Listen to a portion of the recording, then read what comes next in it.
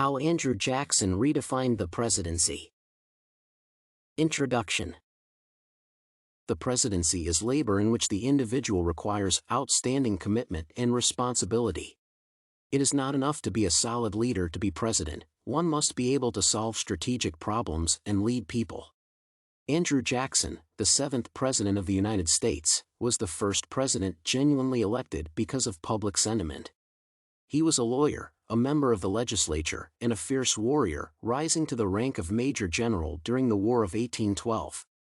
These qualities probably made him a strong political figure, understanding the intricacies of political gamesmanship and thinking critically about one decision or another. Andrew Jackson redefined the presidency through fundamentally new ways of governing, public involvement in politics, the election of the president, and the rights of Parliament. Ways to redefine the presidency. Jackson came to power in a second election, losing in the first but still making a difference in politics. He was known as the people's president because the people first elected him in an election. He was elected because he had a military background and his campaign reflected public sentiment. It led him to redefine the presidency from a general perspective. It had a role in politics through elections, and he gave voting rights to white Americans.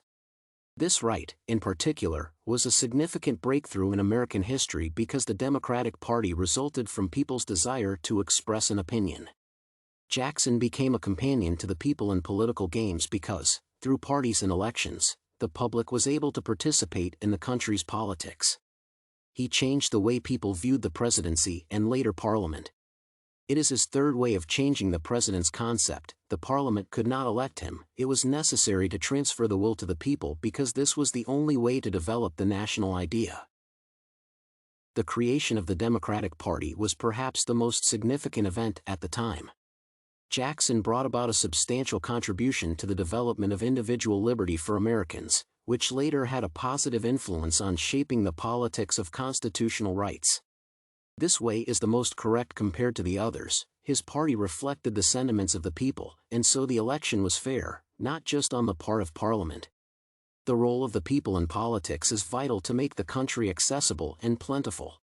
The restriction on voting is probably the cruelest because the ability to choose is the main criterion of a person's freedom. Jackson's parliamentary decisions were closely tied to his veto power, not precisely reflecting the national idea. Parliament can and should participate in elections, and Jackson's restrictions cannot facilitate that. The nature of the presidency. One was surprised to learn that Andrew Jackson was loved more for his presidential policies than for his national solutions. His actions against Native Americans are horrifying, but at the same time, his laws on individual rights and freedoms command respect.